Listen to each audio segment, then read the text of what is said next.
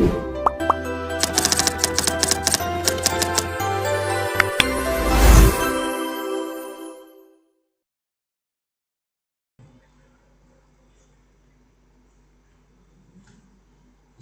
warahmatullahi wabarakatuh. Perkenalkan, saya M. Tanaka Gilang dari Prodi Pendidikan Matematika semester 4 dari Universitas Muhammadiyah Kota Bumi. Di sini saya akan sedikit menjelaskan cara menggunakan Python dan juga VS Code, Visual Studio Code. Yang pertama-tama teman-teman harus mendownloadnya. Bisa teman-teman mendownloadnya di Google.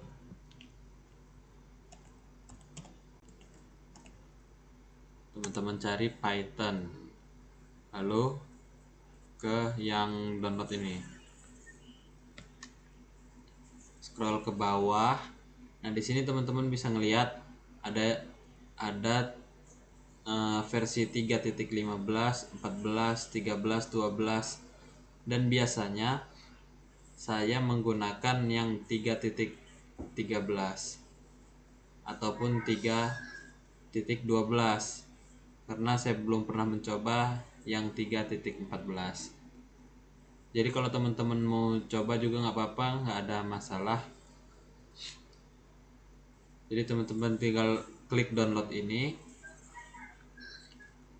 lalu buka di file download, lalu menginstalnya. Nanti teman-teman saat menginstal akan masuk ke dalam CMD. Jadi pas dalam CMD itu ada konfirmasi lagi. Jadi teman-teman tinggal konfirmasi saja yes sampai selesai, sampai terinstall.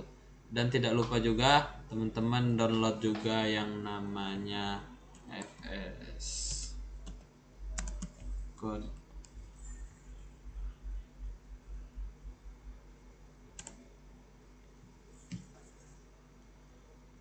Di sini teman-teman kalau biasanya dia langsung kedetek ya teman-teman. Kalau teman-teman pakai Windows dia bakal Windows di sini. Kalau teman-teman pakai Linux bakal Linux, dan juga sama kayak di macOS. Kalau pakai Apple dia ada macOS di sini. Contohnya kayak gini teman-teman. Kalau teman-teman nggak ada misalnya, bisa milih sendiri. Di sini juga ada X64, ARM64. Biasanya orang-orang masih pakai yang X64 karena yang ARM64 ini untuk laptop-laptop baru. Setelah teman-teman sudah mendownloadnya, teman-teman langsung buka aja Visual Studio.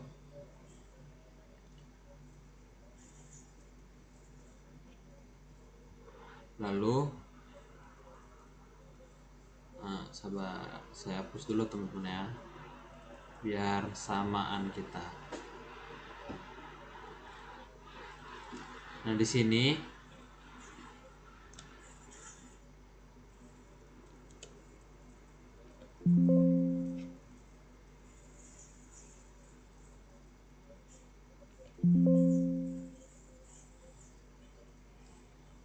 tampilan teman-teman nanti bakal kayak gini. Jadi teman-teman harus pilih dulu. Sebelum teman-teman mulai, harusnya teman-teman udah bikin folder. Contohnya kayak di sini. Saya sudah bikin folder pemrograman. Jadi nanti yang kita bikin bakal kesimpan di pemrograman ini teman-teman. Untuk pilih open folder pemrograman, terserah apa folder yang teman-teman kasih nama nanti. Pilih folder. Setelah itu, nah di sini ini kan nggak ada tadinya gambarnya tuh, tapi arahin aja, nanti ada file baru, teman-teman pilih. Di sini saya akan mencontohkan manajemen nilai siswa aja, nilai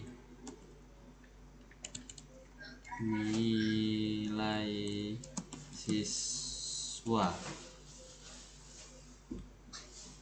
Oh, ini jangan dikasih ini ya, kayak gini aja biar biar enak ngeliatnya. Aduh.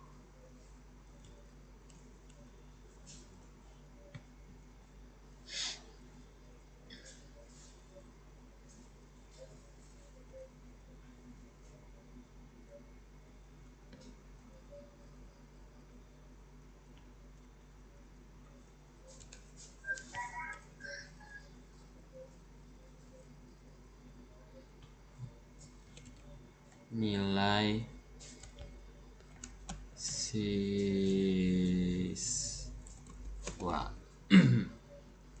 Jangan lupa kasih titik sama PY.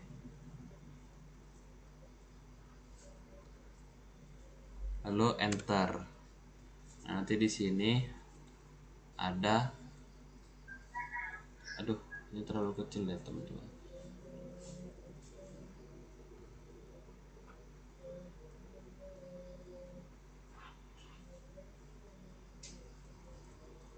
Nanti di sini ada gambar tempat codingnya nanti di sini. Lalu di sini ada terminal. Nah, terminal ini untuk menginstal PIP teman-teman. PIP itu bantuan seperti fitur tambahan dari Python ya teman-teman. Jadi kita contohnya, karena saya kurang paham tentang coding, jadi kita minta tolong AI. Kita minta tolong Gemini.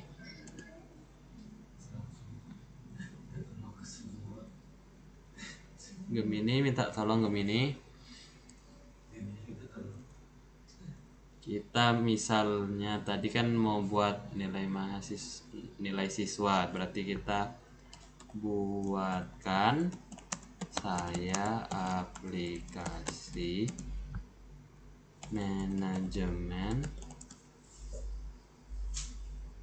nilai siswa dari terbesar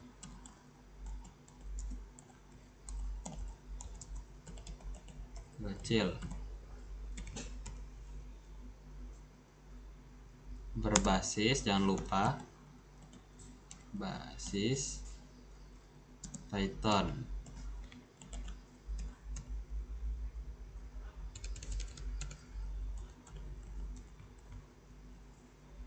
Kita enter.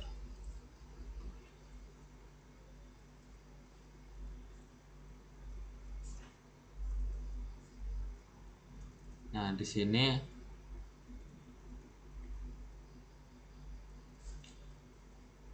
ada penjelasan singkat, logika pemrograman, list, daftar siswa, direktori, nama, nilai, lomba, lambda. Nah, kalau semisal teman-teman mau pakai PIP, tinggal kasih perintah lagi ke AI-nya.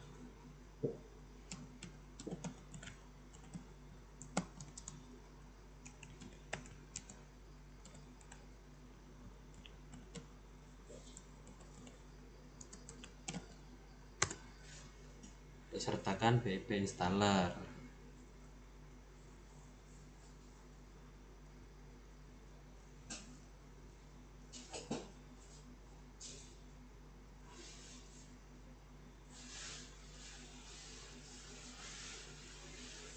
Waduh, ini dia kurang nyambung teman-teman. Kita ulangin lagi.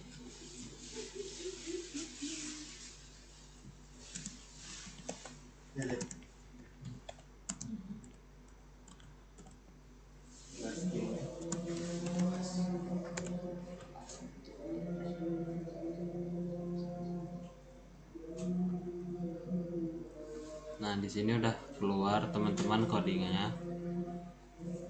Yang pertama kita salin dulu yang ini PIP nya kita salin yang di bawah, kita langsung salin aja, langsung tempel aja. Lalu codingannya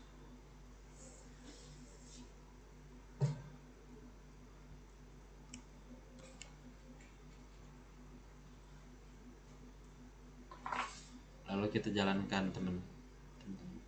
Sebenarnya bisa jalanin perintahnya dari terminal ini, cuman daripada kita ngetik mending kita tekan tombol yang seperti logo play ini teman-teman.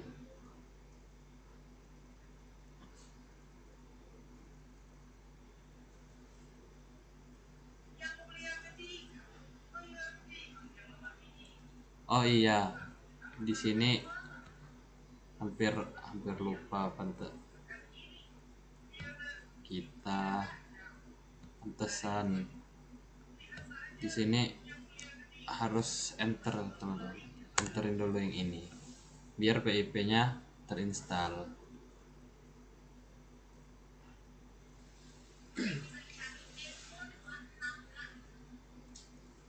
Nah kalau tidak ada teks yang berwarna merah berarti ini sudah berhasil, baru kita jalankan.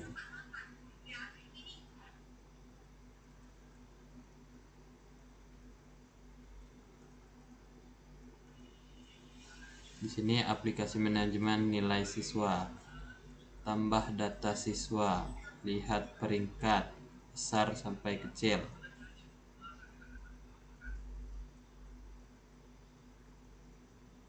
Berarti kita harus menambah data siswa dulu. Adi, masukkan nilai Adi 68. Sukses, nama Adi tersimpan. Tambahkan satu lagi bro, gak usah banyak-banyak teman-teman ya, ini kan hanya sebagai contoh. Rizky nilainya 100. Kita lihat bentuknya seperti ini teman-teman. Kalau ada lagi salah satu bentuknya dari coding itu, contohnya di sini, buatkan saya, ini kan sebagai laki-laki pasti butuh hiburan gitu kan, gaya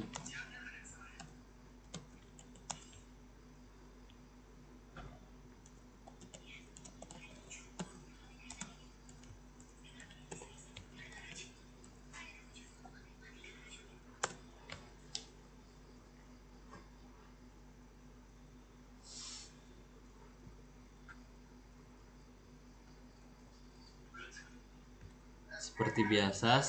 Kita ulangi saja caranya seperti yang tadi. Kita buat dulu file baru, kita tulis ular. Terserah teman-teman mau ngasih nama apa, sesuai apa yang dibikin teman-teman semua. Jangan lupa titik py, enter. Nah kalau semisal di sini udah penuh, teman-teman bisa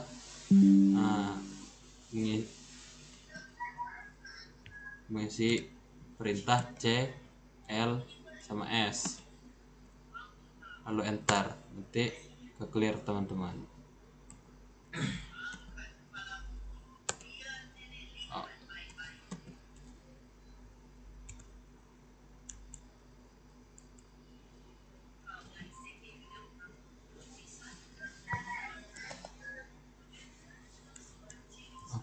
Maaf salah teman-teman.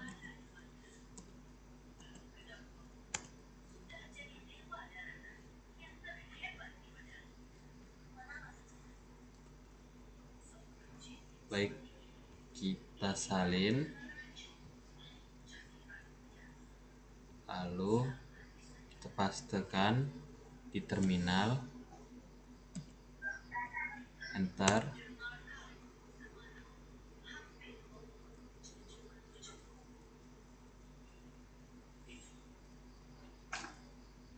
Apalagi cok, ini gak jelas. Kita cut teori cut line.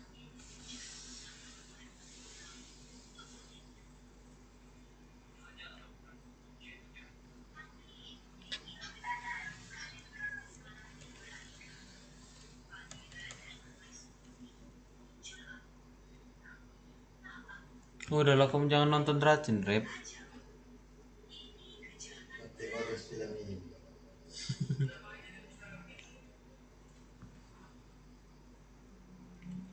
Nah, tadi itu ada kesalahan teknis teman-teman. Kita salin di terminal.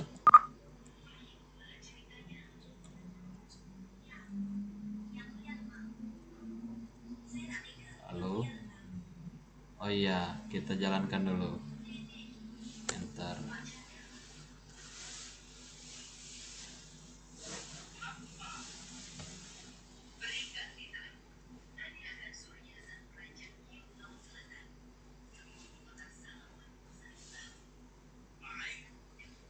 Setelah itu kita salin codingannya, kita pastikan yang ke atas.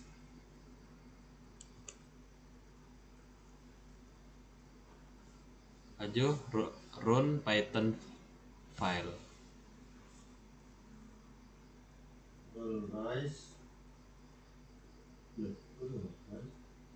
Nah, di sini kita bisa bermain game ular teman-teman.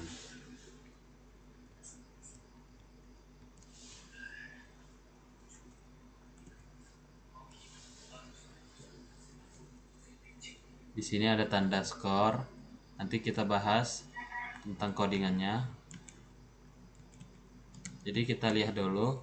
Di sini ada skor, kalah tekan C, main lagi, dan key keluar. Karena saya kurang memahami tentang coding, jadi kita belajar sama-sama. Kita tanya kepada AI-nya. Kita lihat perintah apa saja yang ada di codingan tersebut. Kita minta jelaskan saja teman-teman ya.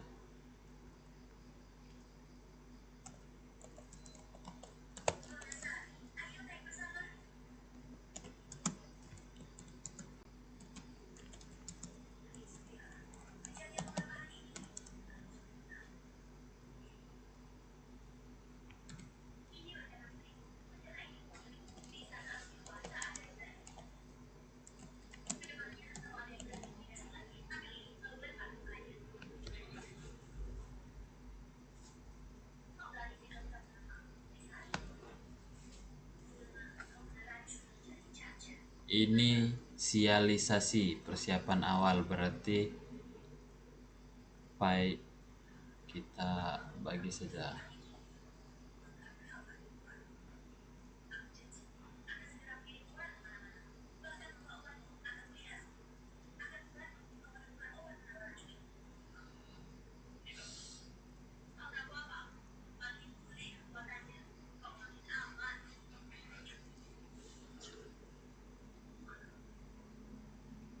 Nah, tadi tentang PIP tadi, PIP installer PY Games. Nah, itu kita dapatkan. Nah, dia dapat dari sini. Bergunanya di sini. Seperti fitur tambahan dari PIP-nya. Jadi PIP itu banyak jenisnya, bukan banyak jenisnya, banyak library-nya. Nyampe sekarang itu lebih dari 600 PIP installer. Jadi kita bisa melihat apa saja dan bisa sesuai kebutuhan kita. Jadi kita bisa nyari di web juga ada. Import time random. Kita lihat dulu di sini.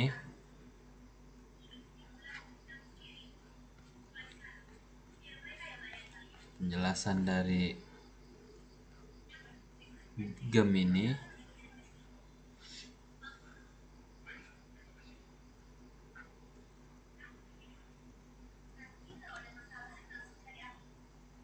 Variabel warna. Berarti ini instalisasi, lalu definisi warna di angkanya tadi, tulisan game kalah tadi, ularnya, makanannya, backgroundnya. Jadi ada di definisi warna, di dalam codingan definisi warna. Lalu ukuran layar, sebenarnya kita bisa membesarkan lagi ukuran layarnya. Kalau semisal teman-teman mau full screen dan layar laptop teman-teman 1080, bisa kita lakukan di sini, kita ganti codingannya. Tapi kan sebenarnya itu kebebasan teman-teman semua. Ini ada layar, kita bisa tahu layar dari lebar dan tingginya. Sebenarnya codingan itu kalau kita baca sedikit-sedikit kita ada yang paham, karena nggak semuanya codingan itu harus menyeluruh angka. Malah di sini rata-rata angka-angka ini hanya ukuran. Ini ukuran kecepatan. Lalu kedua ini ada, nah ini yang kita bahas tadi teman-teman, ukuran layarnya, display, ukuran blok, fungsi pendukung, tampilan skor di mana?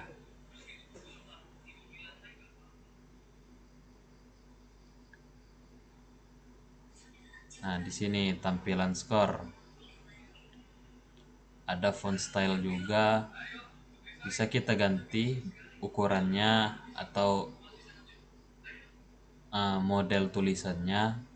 Tampilan skor. Di sini tadi udah dijelaskan, mengambil angka panjang ular dan menuliskannya di pojok layar. Gambar loop, jantung permainan. Ini adalah bagian terpenting. Di dalamnya terdapat sebuah loop perulangan yang berjalan terus-menerus sampai game ditutup.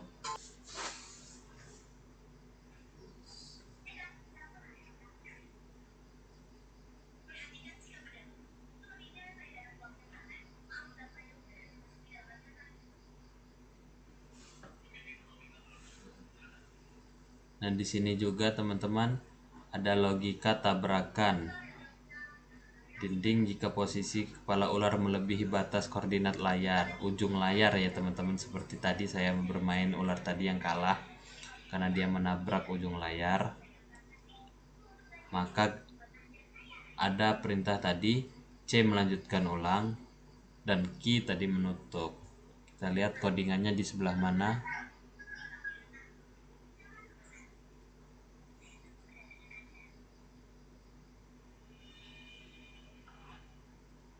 Nah, ini teman-teman. Di sini codingannya. C main lagi atau Q keluar, tampil keluar. Jadi sebenarnya kalau kita sedikit